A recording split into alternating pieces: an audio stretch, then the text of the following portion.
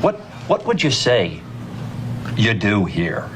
It's the Signal Chords, home of the Underground podcast. A podcast dedicated to up-and-coming bands, labels, artists, and more. Plug in and join your host, Brad Nunnery, as he dives deep into what the future of music has to hold and discover something new along the way. What else do you have to do? Oh, hey there. This is DJ from Middle Out, and you're listening to Signal Chords, home of the Underground podcast. It's not me, it's true. It's everyone in this room. We get a little bit anxious, or it's so twisted, the feeling's contagious. Just spend a little time with you.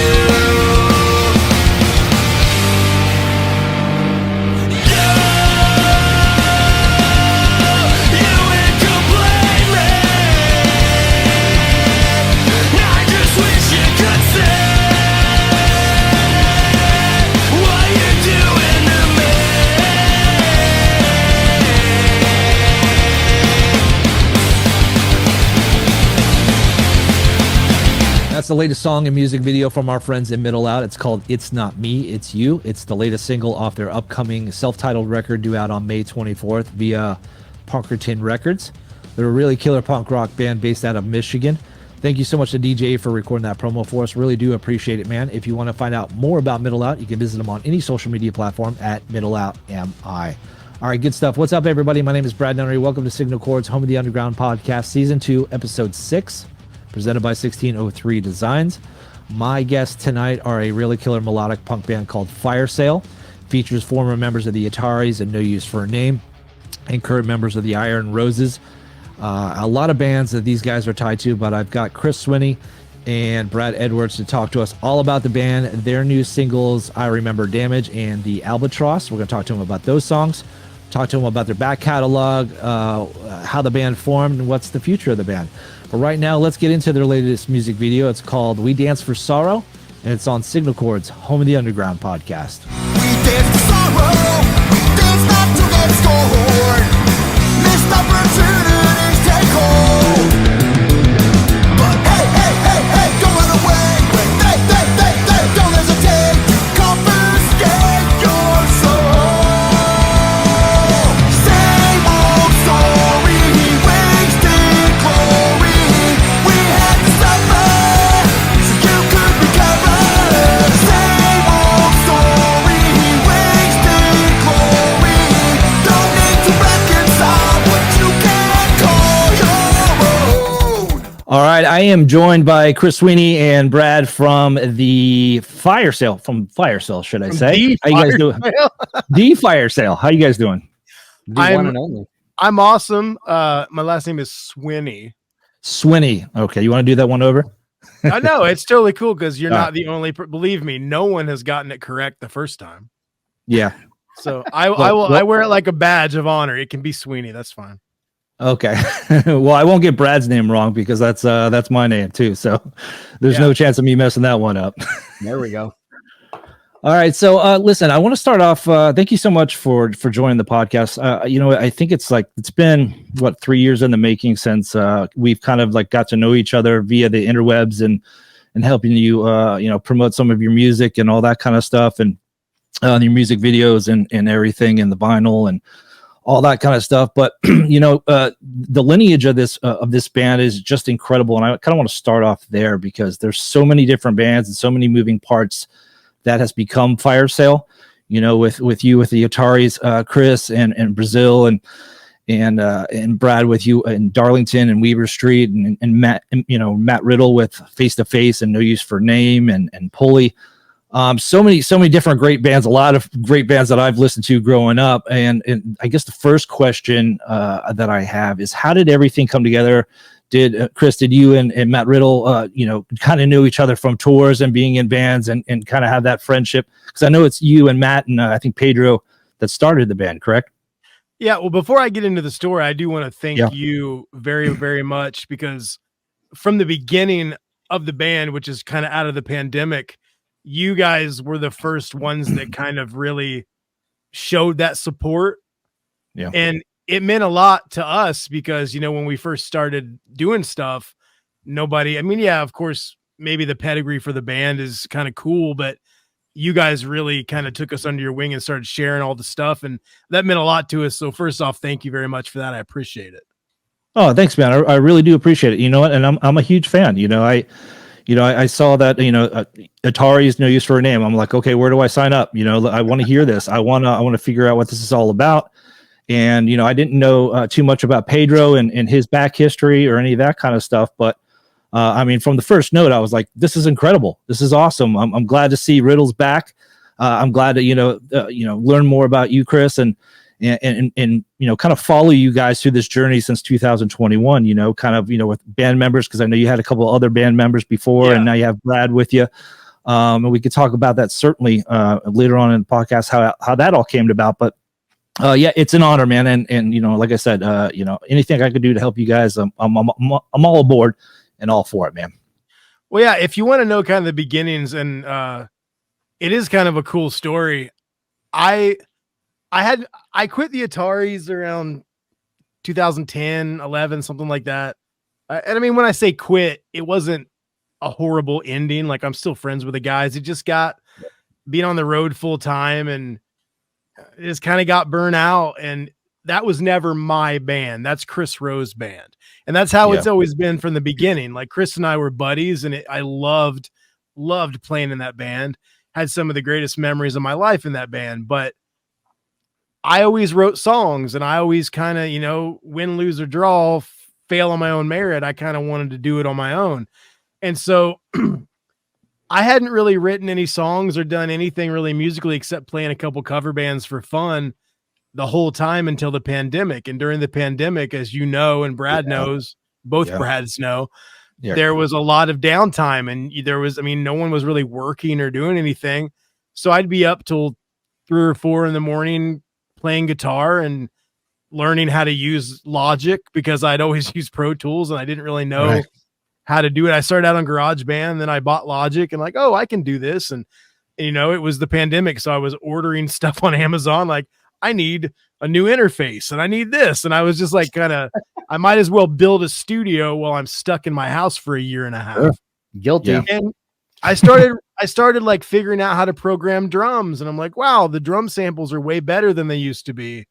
And I wrote a couple songs. I wrote Dark Hearts and I wrote Mercy Brown, the songs that are on the first 7-inch. Yeah. And I knew Riddle because, well, for one thing, we met in the 90s on Warped Tour. He doesn't remember, but he's full of shit. Like, we met in the 90s or the early 2000s, because Rory from No Use taught me how to surf in New Jersey. Oh, wow. And I hung out with Tony and everything, but Riddle doesn't remember that. I know somewhere in the back of his mind he remembers that.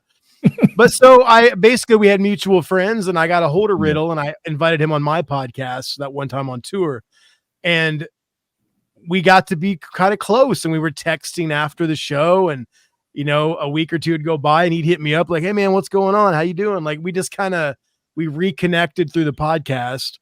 And when I wrote these songs during the pandemic, I sent them to Riddle to see if he thought they were cool. Yeah. Hoping that maybe he would like them and want to play bass on them. Yeah. And he did, and he sent bass tracks back. Then I'm like, well, shit, now we got to do something. And And I had a different name. Southern Gothic was the name first. That was a band that Pedro and I had kind of started. It was just a little project. On my podcast, I wrote a little shitty punk song and had different people that listen to the songs send their vocals in. And then Pedro was the guy that I liked. And so, hey, let's start writing songs together. But he wasn't really a part of the fire sale thing. This was like me and Riddle. But then Josh Mann from a band that I dearly love called Paper Arms, he's from Australia. He was originally going to sing in Fire Sale. And we were on Zoom every night till 5 a.m. because he's in Australia. And I was showing him songs, and he was showing me songs he was writing. And then it kind of got to be like, well, if anything ever happens with the band, how am I going to get there? Yeah. Yeah. Because it's like, you couldn't live further away. Yeah, right. We already have hard time as it is with fire sale now because we all live in different states. Imagine if you live 9,000 miles away. So Josh, for a 2-hour practice. Yeah.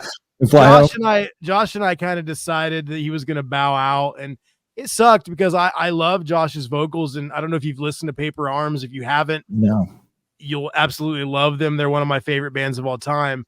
I don't think they ever got to the States. They did a bunch of Europe stuff in Australia.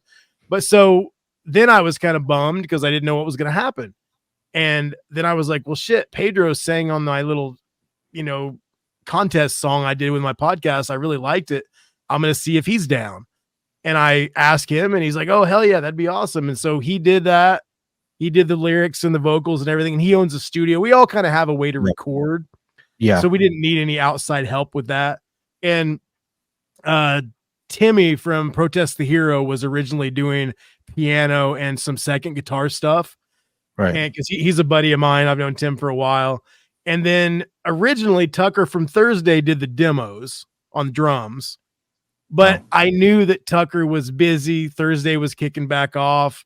He's doing LS Dunes now, that new band he's in with Frank from My Chemical Romance and all those guys.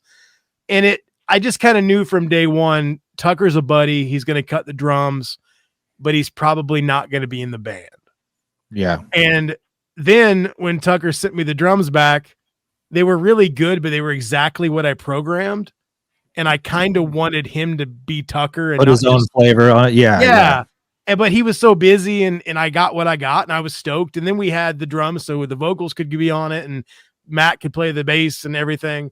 And then we got a buddy of mine, Will Ferguson from Jersey, to actually kind of do session work for the drums for the first 7-inch.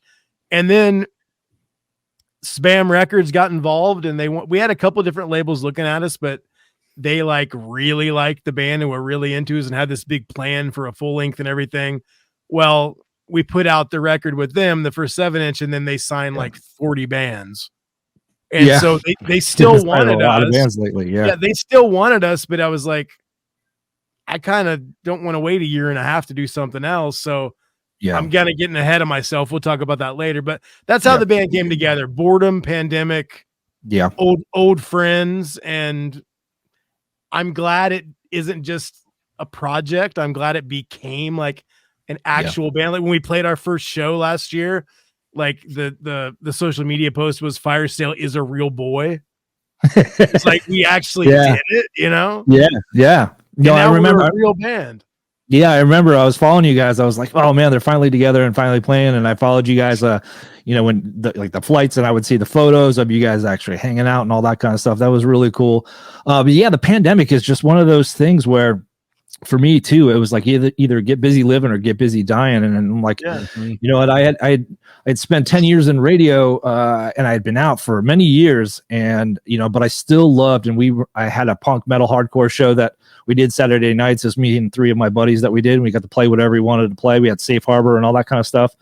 And I really loved doing that, and really loved discovering bands and playing bands that no one's ever heard of before. And I've always had that itch. I've always wanted to discover music, and that the pandemic is like, you know what, let's do something. So I started doing the music video stuff, and then I started and I never really wanted to do a podcast, but I started developing relationships with these bands and helping them promote. I'm like, this will probably just be a really great idea just to see if I could do it, whether or not I'm good or not. So it takes something like that to kind of push you, and I'm glad that Fire Sale, came about in that. There's always good stuff that comes out of, a serious kind of situation. But I'm so glad that you guys played your first show. We're going to talk about the future of shows.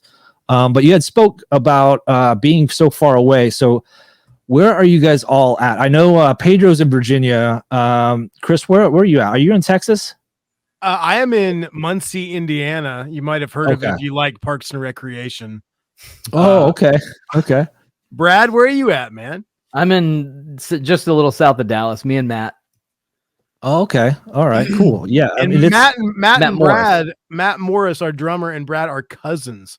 When you hear the story about that, that's going to even be cooler about how Brad got in the band. Wow. Okay. So yeah, and you and Matt were in Darlington together, right? And was that out of Texas for a long time? Okay. And then Matt and I and our other cousin Tanner, we've been Shout playing out in a to band Tanner. together. I love Huh? Tanner. Yeah, What's up, shout out Tanner? to Tanner. We've been in a band since '94, playing together. There's just the three of us, writing songs and playing together. So, me and Matt Morris we just have a click. Like, we know how each other plays, very tight together, things like that. So, I'm happy to be in a band with him again, because we haven't done a whole lot of the Weaver Street stuff. And it's really cool, because if you think about it, like, you guys have been playing in bands for what, 25, 20 years and all that kind of stuff. And I guess my next question, and the question I thought about, the music industry is a little bit different than it was 25 years ago. Obviously you still have the itch to play music, and want to perform and want to do it. What gets you going still to this day, that, when you're a 16, 17-year-old kid, learning an instrument, and wanting to play, and then all the way up to 25 years later, you're still doing it? What still motivates you guys to keep playing and want to do, everything that you can with music? I'll let Brad, you can take that if you want, man. I'll take it next. Yeah. For me, especially when I'm writing, our own stuff, either whether it be for Weaver Street or whatever, there's something in my brain that just clicks, that it's just very cool that you finally lay out a song, you arrange it, get it done, recorded, and then you can go out to your car and listen to it in your car. And that song didn't exist. That song was not a thing, before we put it together. And like, you'll hear like this just really awesome song. And it's just, to me, just that you're literally bringing something into the world that didn't exist. And it's, great in most cases, hopefully, that's the goal anyway, but just that feeling when you finally hear a finished product of something that you created, and, playing covers and stuff, all that's fun, but when you have your own original thing and put it down and get it on, I was going to say on tape, but it's not tape. But you listen to it back for the first time after it's done and it's right. Like, there's something in there that's just, it still gives me goosebumps to think about that feeling right now. It's just so cool. Yeah. It's like almost like go ahead, Chris. No, I was going to say, I'm going to echo the same thing he said. Like, shows have been few and far between for this band. We've played 4 shows now. So a big part of it for me, I always played guitar. I teach guitar for a living. That's been my job ever since I was out of the Ataris. But when I started writing songs again, and I kind of remembered how much that creative side, how much fun it was, and what Brad said about, you get it, you go out to your car, and like, it didn't exist before. It came out of your brain, whether it's good, bad, or otherwise. You created it. And like, when sometimes I'll be sitting down to write and it just won't be happening. And if you force it, you can kind of beat anything into shape. I mean, I've been writing songs long enough that if I had to write you a song in the next 10 minutes, I could write something passable. But those aren't the songs that stick. When it's just happening and it's just flowing out of your brain and every part's working and the arrangements going together, there's something really exciting about that. It's almost like magic, honestly. And I mean, I know Brad feels the same way. And it doesn't always happen that way. Like, you can beat anything into shape because you know how to play 4 chords or whatever. But when it's really, everything's firing and it's that creative side, that's what drives me currently. But when we get together and, these last 3 shows we played back in November, it was killer, man. And I mean, and all of us were a little sick. Brad was really sick. On my deathbed the whole time. But getting up there, like, we played some really nice sized shows and people really dug it. People were crowd surfing and shit in Dallas. I mean, oh really? It felt like an old school punk show. And it made me it made me realize how much I miss that in my life too. And so like, Fire Sale has just been a rebirth for me completely. That's awesome. And, I think, let's talk about that. Let's talk about the shows and what the future is as far as shows. What's the goal for Fire Sale and doing more show? Is there a tour? Is there kind of like a week or 2 tour future, down the line, or what's up with that? What's going on with that? Well, I will say, like, we're all dads. We all have mortgages and jobs, or we own businesses or whatever. So getting away from tours is kind of tough. Yeah. But we wanted to start out slow because even though we are a real band, we're not 20 years old. We're not going to sleep in the van and eat ramen noodles. We're not going to do that. Okay. So we went to Texas for the first show, and we filmed a video and released the record. And that was a lot of fun and really cool. And then we went back to Texas just because, it's a good base of operation. Mhm. Brad's there, Matt's there. There's places within a couple hours that we can play big markets, Yeah. and it's kind of in the middle for everybody. It's in the middle, Riddle's in California, Pedro's on the East Coast, I'm in the Midwest. It's kind of a central place to go. And it worked out really well. And we realized that we really like playing shows together. And I think we sounded pretty fucking tight for not a lot of rehearsal. And the plan now is, I can't announce them yet because they have all the details haven't been worked out, but we do have a few different festivals this summer. Okay. Summer and fall. They will be announced very, very soon. And they're pretty cool festivals that some bands larger than us will be playing. Okay. All right. And also there is talk of an East Coast tour with some label mates. There's a band called Gone Stereo from Long Island. That is on Negative Progression. There's some speak about a Negative Progression tour. Ooh. We don't know the dates or whenever, but that's on the table. There's also a West Coast Negative Progression tour, maybe with Time Spent Driving, which is another band that signed recently to the label. Yeah. And then we have a lot of interest in Australia, Europe, and South America is just not figured out. Also, I've been speaking with some promoters in Japan, but that's all future. Sure. And all of that's like not 2 months in Europe. That's like a week in Europe. Sure. Yeah. Right. Like 4 or 5 days in Japan. Like they're manageable tours where we won't lose any money, and we will still know what our kids look like when we get back. Right. Yeah. Things have changed. We're all getting older. We all have kids and mortgages, and But I mean, there is a sustainable way to do this, and I never really thought it was possible. But since we don't go spend 60 grand recording songs, we record everything kind of on our own, and then the blasting room puts it all together and makes it shiny. And then we have a label that supports us the way that NPR does. Like, they really take care of us. We can go do these Weekend Warrior things or these longer, 4, 5, 6 day things.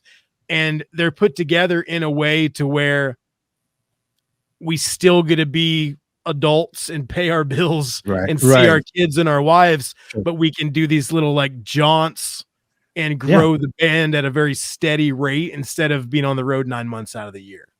Yeah, and that's awesome. And you're speaking about Negative Progression. Seth lives like right down the street from me. I didn't know that. That's cool. Yeah, he actually, him and I were going to go out for drinks a few months ago. We just haven't connected. Like, either my schedule wasn't working or his schedule wasn't working, and we need to pick up those conversations. But he invited me to go to some show, and I was like, I couldn't do it that night. But yeah, he's right down the street from me, and it would have been cool to. And I'm sure we will at one point. But I know I think Pedro came down for a show, and I saw them together. I forget what show it was, but I think he was there for Fest, like, right? Fest, I think, right? That's right. Yeah, it was either Fest or the Iron Roses were playing Orlando after Fest or something like that. Yeah, I remember. Yeah, it was around that time. It was around Fest time because it was around October. But yeah, if I'm going to be that one guy on the internet, man, that says, "Hey, come to Orlando." So, keep that in mind. Keep that in mind. We're planning on that because I know that Matt Morris, our drummer, also did drums on the new Down by Law album. Oh, really? That's going to be coming out. Dave's kind of under the weather. Dave's been in and out of the hospital. Yeah. The GoFundMe. Anybody out there, if you want to help Dave, you can go find the GoFundMe. But there's actually been some talk about possibly at some point in the future a Fire Sale Down by Law run of shows where Morris plays in both bands. What? Yeah, we don't know if it's going to happen. This is all just fun stuff. Is Dave going to sing? Is Dave singing for Down by Law, or like? I mean, as long as Dave's okay. Yeah, I mean, this all kind of came about because Sam from Down by Law has been on my podcast. We become friends. You know, Matt played drums on the new Down by Law that's not out yet, and we were all kind of, hey, we should do some shows together. And then that was kind of right when Dave took a turn for the worse. So in the future, you know, fingers crossed, that could happen, and Orlando would definitely be a stop on that run. Hell yeah! Well, Dave, get better, man. I'm a big fan of Don't Sleep. And I'm a big Down by Law fan. I was into them back in the 90s. I'm a huge Dave Smalley fan, and hopefully you know, he gets better and you know, gets back at it. But that's really cool that they got a new record coming out. It's great. That's awesome that Matt's playing on it too. Dave is the only all singer that hasn't been on my podcast. So I need to get Dave on my podcast. Oh yeah, to mark it up. Yeah, I got to get the trifecta. I got the other two. That's awesome. And how's the podcast going? Are you still doing it? How frequent are you doing that One Time on Tour podcast? Man, it used to be weekly, and then it just kind of life and the band and kids and jobs, and I do it now when I want to do it, which sounds kind of elitist, and it's not that. No. I just used to always like, oh my God, I have to have somebody on this week. And I would put people on there I didn't really want to even talk to. Yeah. And now it's like, I put out an episode once a month, maybe twice a month, and I still get really good download numbers. So I'm just doing it when I want to do it. Yeah. Exactly. I kind of took it. Do you listen to Mike Herrera's podcast? Yeah, from time to time, depends on who he has. Mike does it when he wants to do it. You know what I mean? Like he'll wait 3 months and put out an episode. So I just thought people that like my show are going to like my show. I don't have to keep feeding them people that I don't care about. So yeah. Well, you want to be into it, right? Yeah. You and I mean, and talk to them. I was never like not into it, but there were some people on the show that I just, the PR person wants them on there. I like the PR person. I'll go ahead and do it. So sure.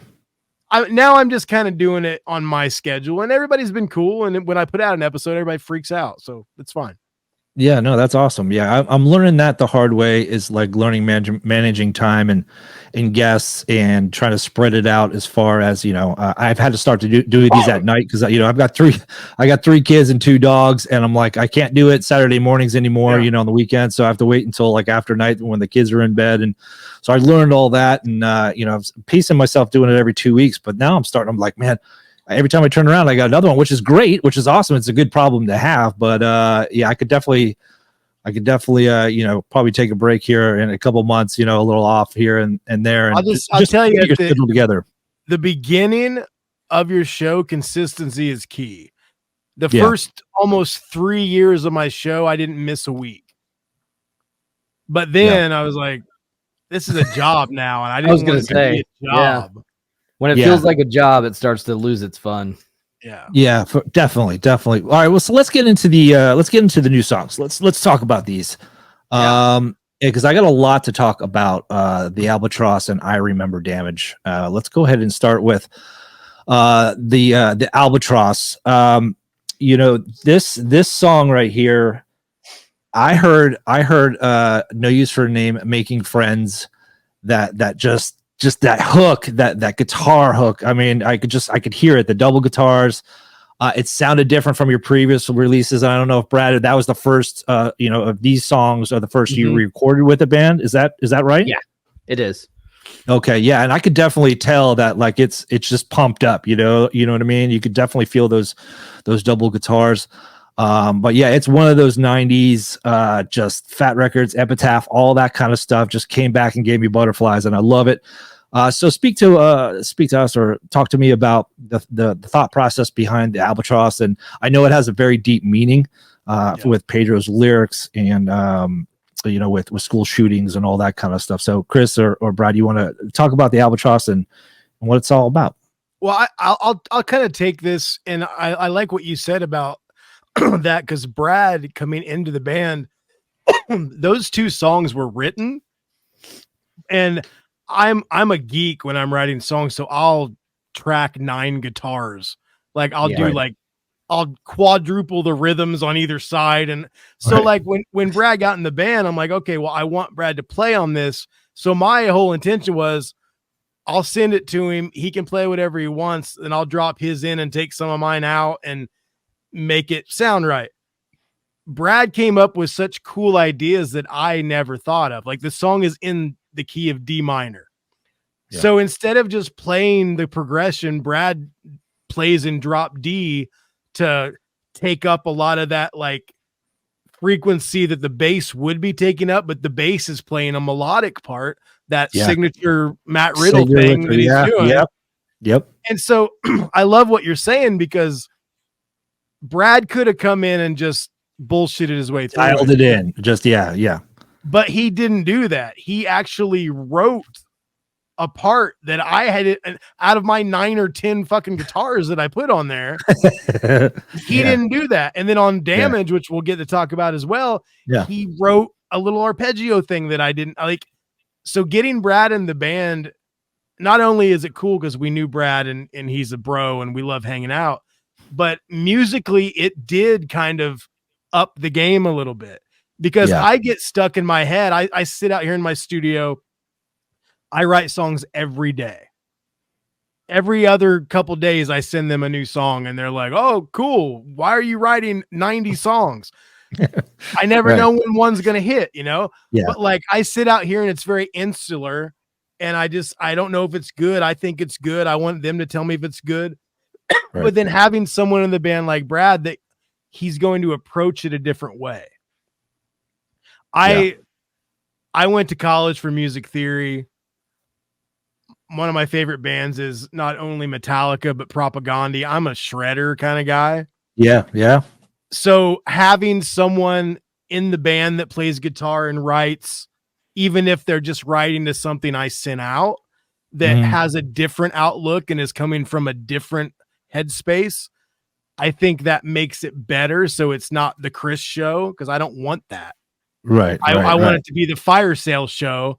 And after Timmy kind of left to go, because Protest the Hero got big and started touring and everything again, and he couldn't really commit, getting Brad in the band, and even just we've only done these 2 songs with Brad, it changed my whole outlook on everything. And now when I'm writing, I leave some space, and because I want it to be a family, and I want everyone in the band to have input. And I mean, Albatross is exactly what you said, though. I mean, I guess I'll tell a little bit of the story. Is there anything you want to add to that, Brad, before I like kind of tell the story? You hit it on the head. You hit it on the head. I didn't leave anything out, because that's how I feel. You made it better. Well, I don't feel like I made it better. I just, like I said, I just kind of heard that in some of the parts, like it needed that, especially with the tone of the song, and the theme and stuff like that. It just sort of needed that a little bit darker tone.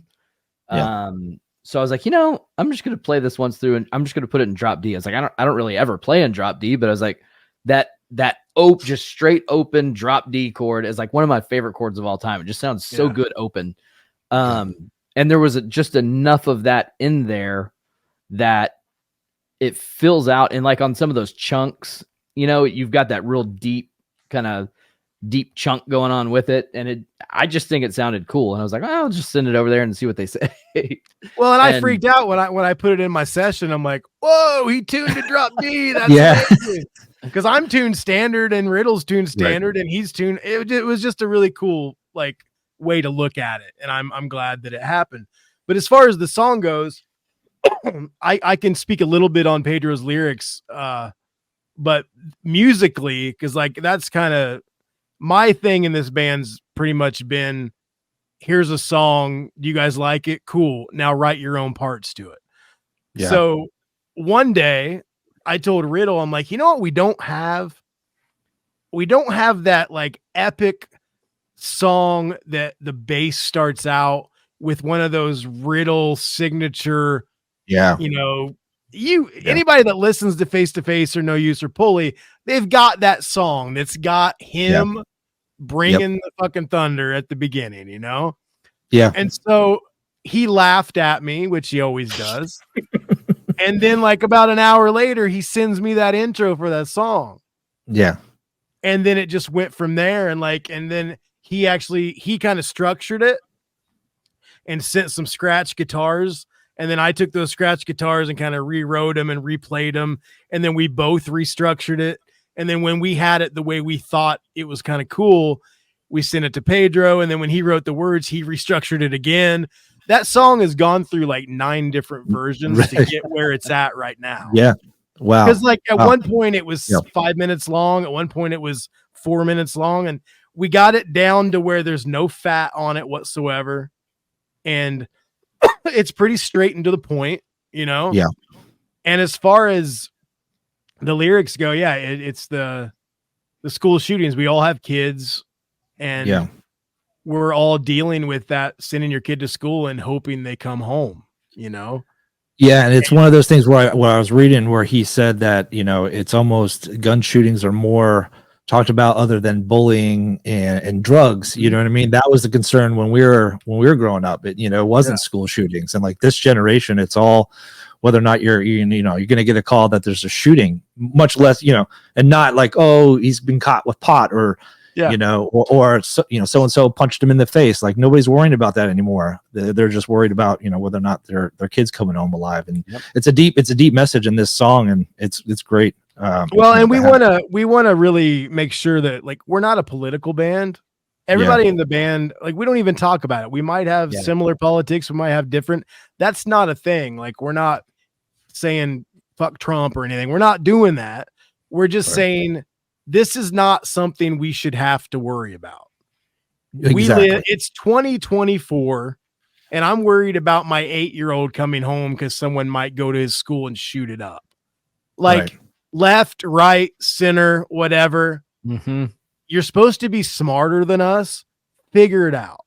Yeah, absolutely. That's all we want. As it falls apart, and it carries on, you would murder my savior, and the prophecy of a broken pastor. As it falls apart, and we burn it down, we offer up slain children, and we sacrifice to the flash of gods. You know, and it took, you know, me having kids to really understand the true, you know, before I had kids, I didn't really understand it. But every time I watch a movie now or send my kids to school or whatever, it's like, holy crap, you look at life in such a different way. Really killer message and really killer song that you guys did on the Albatross. All right, so let's talk about I Remember Damage. I love this is the catchiest as hell song from out of nowhere. I literally, when I was doing pre-show prep last night, I had about 5 or 6 beers, and I was listening basically to these 2 songs over and over and over again. And I Remember Damage is just like, it rings through my head, and I've been singing it all the way through work today. Let's talk about what this song is. I know it's a B-side, but it's not a B-side to me. It's just, you know, it's just another song. It's another hit. Let's talk about this song and how it all came together. Well, before we talk about how it came together, Brad, why don't you kind of explain what he just said about the whole B-side thing? Because there was some controversy on these 2 songs, honestly. Yeah, it was always the Albatross was going to be the A-side. And then as like the process kind of kept going, like we were all just like, God, man, Damage is really good too. Like, do we want to make that the A-side? Like it's, you know, and then it's really just a double A-side at this point. I mean, you know, that's the benefit. Like Chris says, he writes a bazillion songs. Like he sends us a new voice memo once a week, you know, with, I was fiddling around, I wrote a new song. What do you guys think? So, but what's cool is it allows us to really, and doing it the way we're doing, like how Chris said, we're not going and spending 60 grand to go record a full length right now. We're just taking literally the best of the best songs that we all, you know, think are the top dogs. And we put those songs out into the world. We're not doing a bunch of filler. It's just like anything we release, we think is an A-side song. So it's just funny because like Chris said, it was a lot of back and forth about, well, which one should be it, you know? And I think the Albatross had obviously the meaning. And then I think that more up-tempo song is more of probably resonates more with our fan base. you know, as a whole. So I mean, it was the right choice to do that one as the A side. But the Damage, I mean, that you could hear that on any radio station anywhere. I mean, that's like, that's what I said, dude, this is a radio hit. Like, it's got crossover appeal, it's got everything. It's just a great song. Yeah, and I love the difference between the two songs, right? It's not the same melodic punk song. It just sung differently with a different bass line. You know what I mean? It's definitely a separate song, and you know that's why it's so interesting to me, because I get the Fat Record sound with the Albatross, and I get, you know, I Remember Damage, where I'm just singing it in my head over and over and over again. I mean, I did that stuff with the Fat Records catalog and all that kind of stuff, but it's just a different feeling. I really love how you guys did it.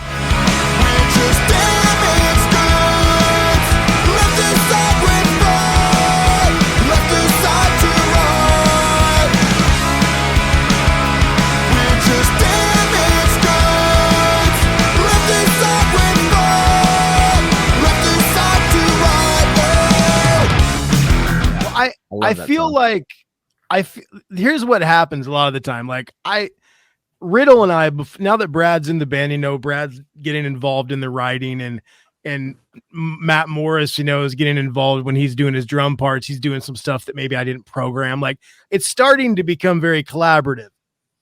But up until this point with Riddle and I, there's kind of been two sides of Fire Sale. There's been like fast punky stuff, and then like kind of more mid-tempo melodic stuff. And I really like the dichotomy of that, because if you go to our, you know, the one right behind you that was on Spam Records, that 7-inch, when you've got Dark Hearts and Mercy Brown, those songs are very different. Yeah. Just like Albatross and I Remember Damage are very different. And I like the idea, if we're going to do 2-song singles, I want both songs to have like their own identity. Sure. Yeah. I want them to like coexist, but I want them to, the funny thing is that first 7-inch that was on Spam Records, Dark Hearts is the A side. It's just a self-titled 7-inch, but Dark Hearts is the A side. Yeah. Mercy Brown is the B side, but the art is as the girl vampire, which is what Mercy Brown is. Oh, that's I just noticed that. It's kind of jumbled up and weird. But with I Remember Damage, I will tell you that when I sat down one day and I wrote the riff, the main like rhythm riff, that it's even kind of hard to hear because there's like a lead over the top of it. But I wrote that and I thought it was really cool. And it's, for all the music theory geeks, it's in C sharp minor, but I borrow a chord from the parallel key from C sharp major. Okay. So it kind of has this weird lift to it at some point. Yeah. And then I wanted to start it out pretty with the cool thing. And there's not really much else to say about that. It goes through a lot of cool changes and whatever, because I just did the music. But the one thing that I love about that song, and I think we talked about it in a couple other interviews, but whenever I'm writing something, I have this massive studio monitor, right? I'm looking at it. You can't see it because my camera's coming out. And that's how I edit all my stuff in Logic and do whatever. And when I'm writing, when I'm just like jamming and I'm writing riffs, I'll just put it on some TV show or some documentary or whatever. And that's where our song Mercy Brown, I was watching a documentary about the Mercy Brown incident, which she was a vampire in the 1800s. So I named it Mercy Brown. And then Pedro wrote the whole song about that. And so like, it's been this weird thing of where I'll name a song something for no reason other than the fact that I'm not even watching it. It's in the background while I'm playing guitar. Dark Heart. I had a dream that I named a song Dark Hearts. I named that song Dark Hearts, and Pedro used that for the hook in the song. It's amazing. Yeah. It just kind of works that way. So for I Remember Damage, there's a show called Station 11, I think is what it's called. It's on HBO. It's kind of a post-apocalyptic whatever kind of show. Everybody's dead and there's these people are trying to make it. It's like The Walking Dead with no zombies. Yeah. And there's a episode called I Remember Damage, and I had it on in the background when I wrote the riff, and I tracked the riff, and I have to name it something or I can't save it. Right. So I named it I Remember Damage because that was in the corner of the paused. Oh, really? Yeah. I named it that. And then once I fleshed it out and like I did the whole song with no lyrics, still just music, I was like, I really like that show. That name kind of fits. And I found this little monologue that the female protagonist did this little monologue in that episode about remembering stuff. And I sampled that and I filtered it and messed with it and cut it up and put that at the beginning. No vocals, no lyrics, sent it to Pedro. And what I got back is what we have now off of a TV show I was barely watching in the background of the song. That's awesome. That's awesome. And Pedro does all the lyrics, so you write all the music and you just send it over to him, give him the ideas, and he just runs with it. Up until this point, I mean, it's great now because Brad writes and Riddle writes and Morris writes and like we all write, but the stuff that's kind of been released so far has been either me or me and Riddle together before Pedro gets it. Okay. And is this going to be? Is this going to make it to vinyl too, like the other ones have? Oh, the Albatross and I Remember Damage. Yeah. They, I think Seth got the test pressing like 2 weeks ago. We're just, I think we should be getting it early April, and then the sale will go up. The order stuff will go up for it. Well, we'll definitely look out for it. Seth doesn't like pre-sale. Like a lot of labels do the pre-sale thing. He wants it to be like, because during the pandemic when vinyl was really hard to get, you would pre-order something. Like when the people that pre-ordered our first 7-inch, you probably, if you did, you got it like 8 to 9 months after you pre-ordered it. Yeah. I don't. You know what? I don't think I pre-ordered. I don't think I pre-ordered it because I think I saw it was going to take a long time, and I was like, well, when it's available, I think I'll grab it. Well, see, Seth really likes with a negative progression. The way he likes to do it, you release the song, you get the buzz going. When he gets the 7 inches at his residence, then the order goes up, so it ships immediately. You can just go buy one off him, dude. He lives up the street from him. Yeah, I'll just pull up to his driveway and be like, dude, give me one. Here's $5. I'll sell you some money. No, for sure. But yeah, I'm gonna look out for it. But you don't have to wait very longer, and that's a good segue into this. I guess we're going to talk about an exclusive tune and track that you guys have via P Records, our friends in Australia. You released a really killer track called Vultures, and it's on their compilation P Approved Volume 6.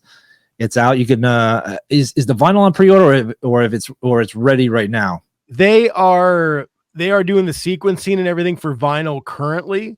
The order is not up yet, but it'll be announced as soon as it is. But yes, they didn't know if they were going to do vinyl or not, and the response from the comp on Bandcamp has been so great that they're going to do vinyl now. So. Yeah. And I mean, and we're going to, that song will be up on Spotify and Apple and everything at some point, but we wanted to give them an exclusive because they're really nice to us. They're our distributor in Australia, and we're hoping to get down there. They want to bring us down to Australia at some point. So they wanted an unreleased song, and we had that one kind of ready to go. And it is very strange not having it on the streaming sites because I feel like a lot of people have checked it out, but it feels strange not having it up with all the other songs. Yeah, but it's on the Bandcamp, right? On P Records Bandcamp, so you can listen to it now if you just go free. Just go to the Bandcamp and stream it. You can even buy. Okay. I mean, you can name your price for the comp if you want the digital.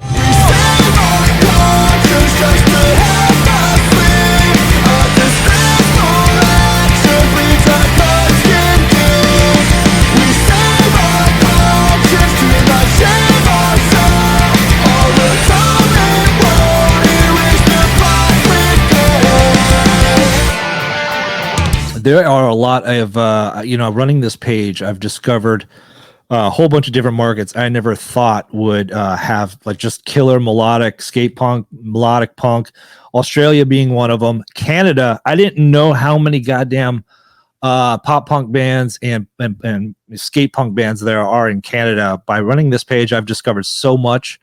Those are the two, and I think Italy has a lot of skate punk stuff too, but there's a lot of really killer stuff coming from all walks of life that I've discovered running Signal Chords.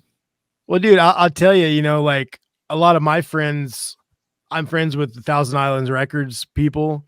Yeah. And People of Punk Rock Records, all those Canadian labels. Love those. It's insane the amount of quality punk rock stuff that they're putting out. Some of the stuff they put out is from Europe or the States, but I mean, when you think about bands that have been doing it for over 20 years, you got Belvedere, you've got like all these crazy bands from Canada that I don't think they get enough, credit. Canada's a rockin'. If you like punk rock, go to Quebec. If you go to Quebec, you'll never want to come home. I'll tell you what, Downstater, and I just got one from, speaking of Thousand Islands, the Speakeasy. Probably their self-titled record just blew me away. It's probably going to be one of my favorite records of the year. It's such a really killer band, and they came out of nowhere, and I'm like, who the hell is it? Are these guys? I tell you what, you need to check out One of Us. Okay. From I think they're from Winnipeg. They're from the same town Propagandy's from, and then you need to check out Debt Cemetery. I've helped them out before. Yeah, they're really killer. Love those guys. But yeah, it's awesome. So let's talk about Vultures. You guys already had that in the can. You said, how many more do you have in the can? And that was one of our questions from the internet. And I guess I'll segue to that. I asked our followers if they had any questions. Let's see how many are in the can. Brad, you want to guess how many are in the can if we're just going to go off of ones just off of the ones that could be completed if we took our time? Yeah. I don't even know. Is there 20 in there? 29 there. 29 songs. Okay. You're going to send me the Dropbox link later? This is all streaming. I'll send it to you if you want. This is dude. SoundCloud. Look at all those. Wow. That's awesome. Yeah. Because I have no life other than playing guitar in my studio when I'm not teaching kids. So just real quick on that, speaking of teaching kids, so you guys have been around for a while and all that kind of stuff. You've been playing for a long time. What advice for any bands that are looking out, these bands that are starting off in Canada and Australia, and we talked about that, are just trying to make it out, and the bands that I'm helping out, that maybe have 150 followers, they're just looking for more exposure. You've seen a lot in the time that you guys have made music. What would be some, really good pieces of advice for bands looking to start off, and what takes priority in any band starting off nowadays? You want to take it, Brad? Then I'll take it. I mean, it's tough, especially just with the whole streaming things now. And I mean, we're all middle-aged dudes that are lucky to be doing this, and I mean, if we were kids starting out, it would be tough, but just consistency, and then just being part of the scene. And I mean, networking too. I've figured that out being in my 40s now. Like, Fire Sale is all networking. Who in your life, whether it be bands, jobs, anything, is so much more important than just about anything else. I mean, networking is huge. So just, pop onto other bands, say hi, on their socials and stuff. Like, just stay consistent, stay out there, and show up, when you're not, if you're a band and you're not playing, show up for other bands. Because that's the only way to keep it going, is just support it. When everybody's lives are unconventional, and we commit these crimes to understand their crime is not intentional. So take back your word and know what's at stake. Make matters worse, so burn down that bridge. And I'll just say kind of the other side of that. Fire Sale, I think we got our foot in the door because all of us had kind of done other stuff. So it's a lot easier for someone to listen to Fire Sale if they like the Ataris, or if they like Face to Face, or if they like No Use for a Name. But if I'm sitting here like, if you want people to listen to your band, be in a bigger band. I'm not saying that. Because we leaned into that because we were like, we're in our 40s. We love skate punk. We used to be in these bands. We even used Mark deSalvo to do the art. Like, we leaned into it. We wanted to, we know our market. This is who's going to like it. So we're just going to say, guess what? This is who we are. Check it out. But what I would tell people, like younger people, and I do tell them because I teach them all the time. Yeah. Say yes to everything. when I was young, the reason that I did anything successful in music is because I said yes. Like, hey, do you want to go sell merch for 3 weeks? Yes. Do you want to drive our van for 3 weeks? Yes. Do you want a guitar tech for us for 4 weeks? Yes. Do you want to go to Europe and tour manage? Yes. Not because like some people think they're too good. Oh, I'm a musician. I'm not going to go work for musicians. No. Right. Every bigger gig I ever had was because I took a smaller gig with a band, and then all of a sudden so-and-so quit, or so-and-so's throwing up, or this or that, and then you get promoted. Always say yes to everything. If you want to be in this industry, you can be in this industry, but you don't get to call the shots. Yeah. It's just like any other industry. Entry level, work your way up. And other people, I know kids that I teach all the time that are like, oh man, I'm going to be a rock star. I'm like, well, what's your other plan? And they're like, I don't have another plan. And I'm like, well, you're not working hard enough for this to be your only plan. Yeah. Yeah. Like that was my only plan, was to be a musician or to work in the music industry. I never had a backup plan, so I would work harder at my first plan. But if you're not going to throw yourself into it 100%, it's not, I mean, but you can do it. It's not like I'm special or Brad's special or anybody that you listen to growing up is that special. They just made it happen. You can't wait for a label to do your shit. You can't, we don't need a label. I love Seth. I love NPR, but it's the internet, man. Like it's like Childish Gambino. He said in that song, he's like, fuck A&R. I got a computer. Right. Yeah. You know what I mean? Like, yeah. If you're not going to do it for yourself, no one else is going to do it for you.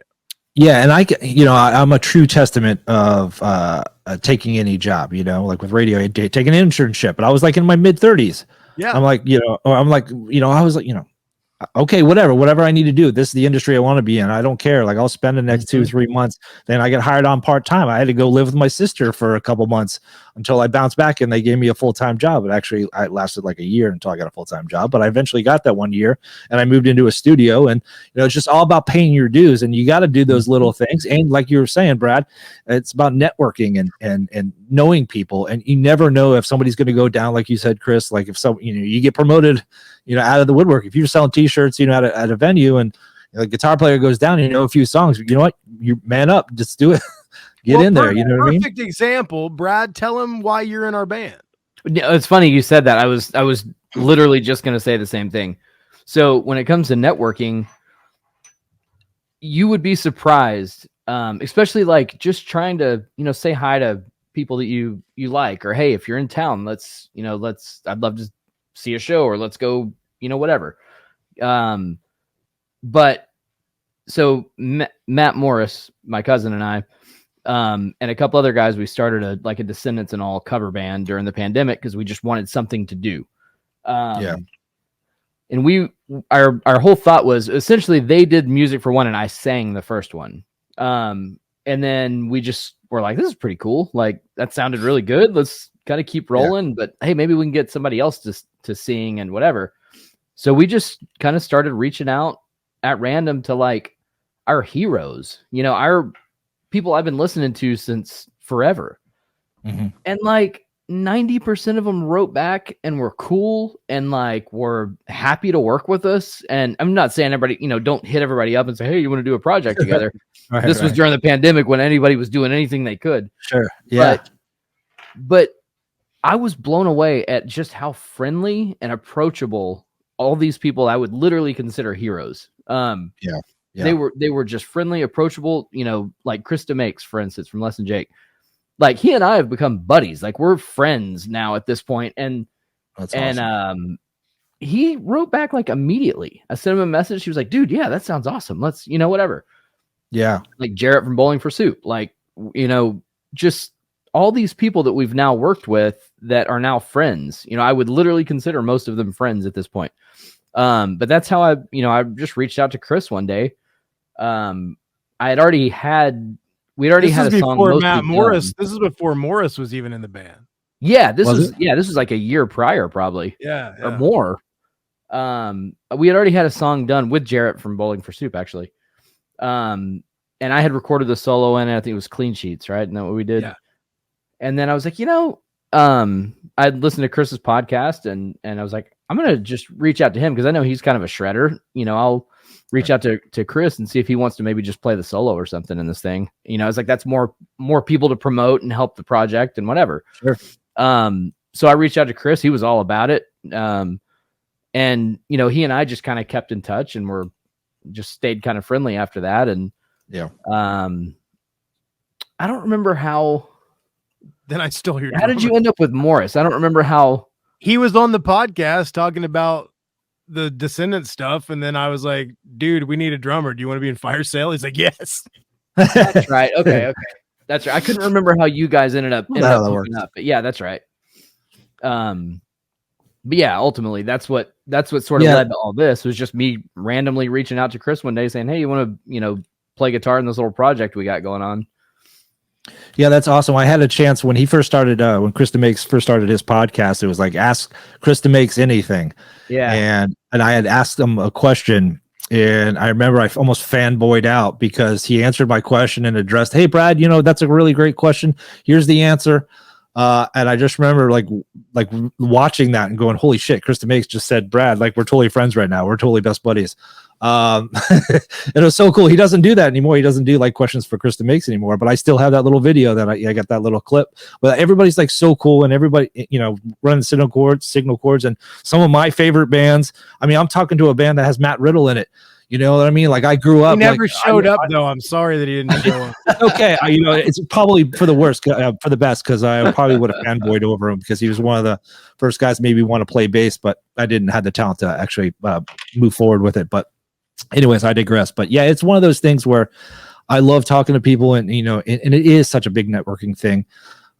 Just to talk to people, and it is really cool how everybody is in the scene talking to each other and reachable, you know what I mean? Because back in the day we used to have to write handwritten letters.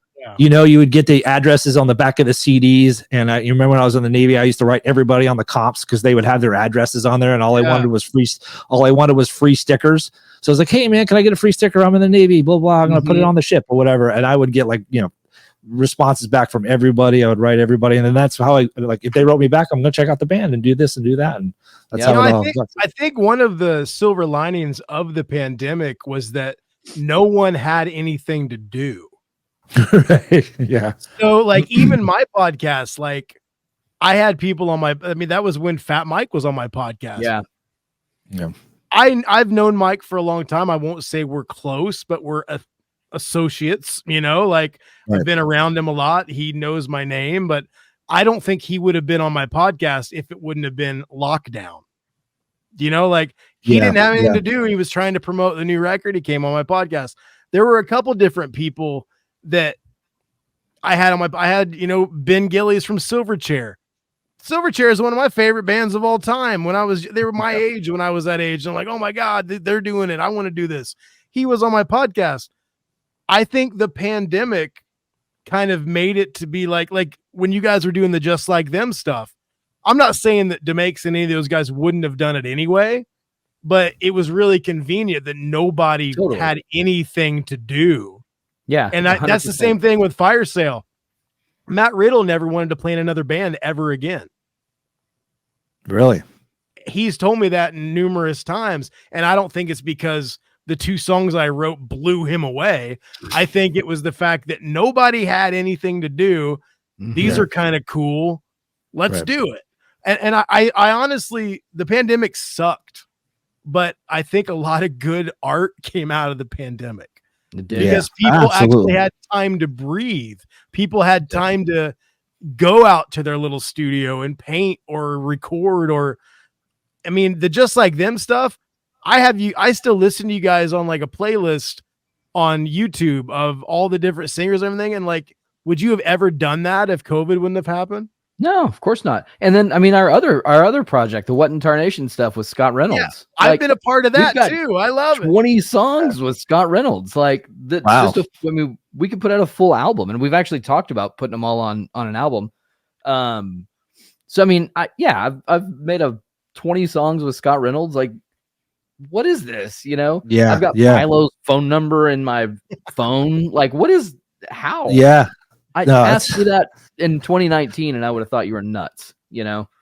Yeah. No, crazy. it's crazy how life turns around and how life can be so different within a matter of a couple years.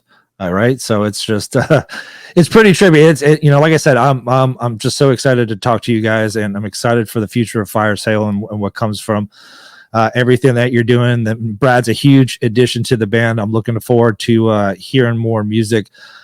So speaking of which, is we're going to wrap up here in a second, but is there a full length, in the horizon coming? Are you going to use all these songs that you have out now and try to put them on an album, or are you going to release? No, because you said you had about 30 different songs in the can. So are you saving those for a full length, or what's the deal with that? Here, I can't give specifics, but I'm kind of the day-to-day business guy that's on the phone with Seth and figuring all the crap out and talking to Mike, our publicist, and everything.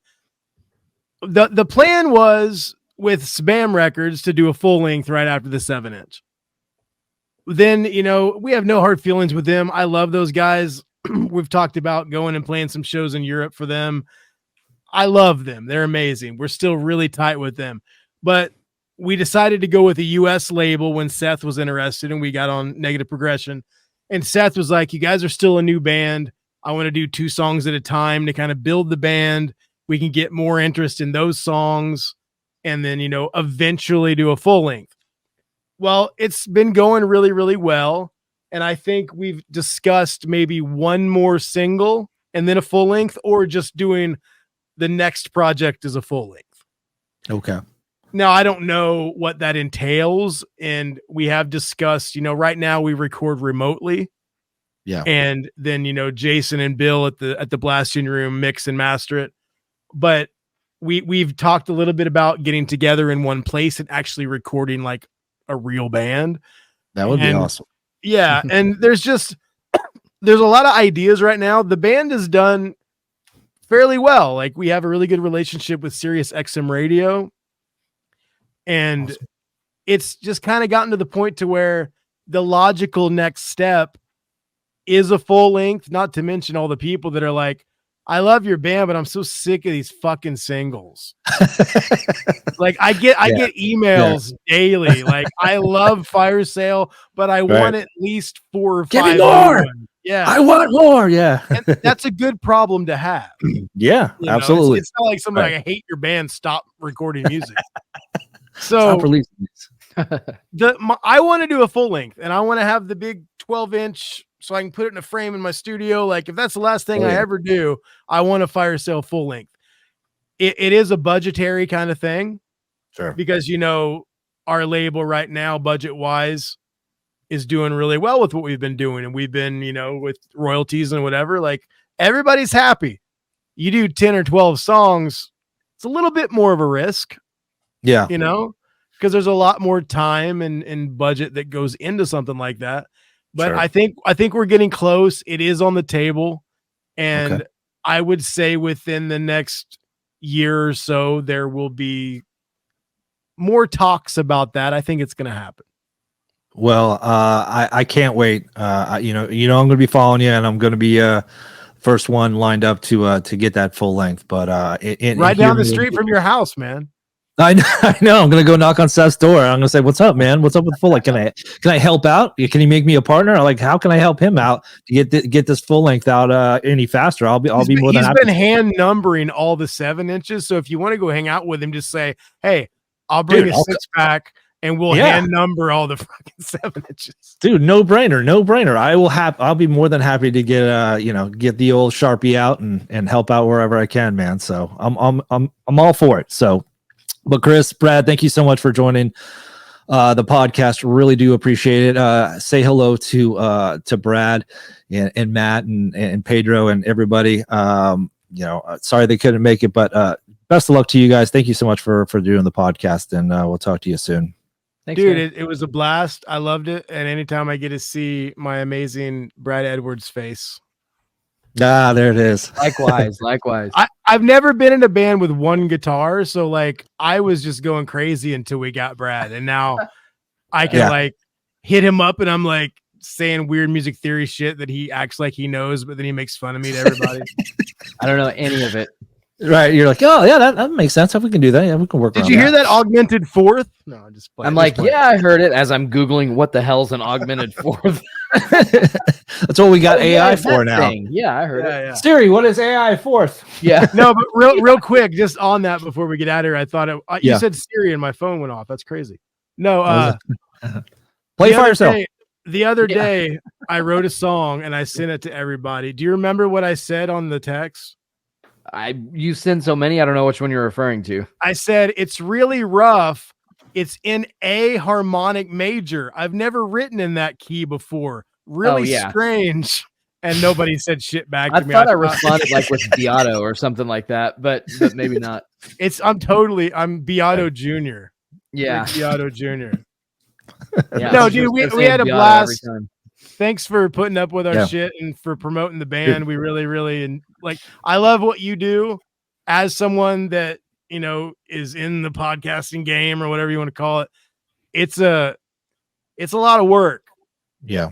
And I've never done the video side of it. So yeah. Yeah. It's a passion project, man. I love doing it. I love meeting people like you guys. I love helping out wherever I can. And please let me know how I can help you guys in the future. Just tell people to add us to their playlists on Apple Music and Spotify and Tidal and Amazon and all the bullshit. Yep. And then go to firesaleisaband.com or at firesaleisaband on the socials and buy our vinyl. And I'm going to give you an exclusive. Here's the exclusive. All these links will be in our description, by the way, in the YouTube thing, so people can go there. This is the exclusive, and I hope Seth doesn't get mad. I don't think he'll get mad. Spam Records, we thought that we had sold out the first 7-inch, but they found some. And NPR bought those. So when the Albatross comes out, you're going to be able to, if you would like to, get a bundle with all 3 7-inches. If you don't own, because some people missed out on the first one. The second one, there was some left over. But yeah, so that was something we've been talking about lately. NPR now has the back stock of the first 7-inch. So at some point in the near future, you're going to be able to save some dough and buy all 3. Bam. Hell yeah. And I'll put the links to the label and everywhere where you can get, you know, the current ones, Fool's Errand and all that kind of stuff. And we'll look out for the Albatross and all the new stuff that's coming out, man. But thank you so much, guys. Really do appreciate it. Best of luck to you. Please keep me posted on anything, and we'll talk to you down the road. Thank you so much, Brad and Brad.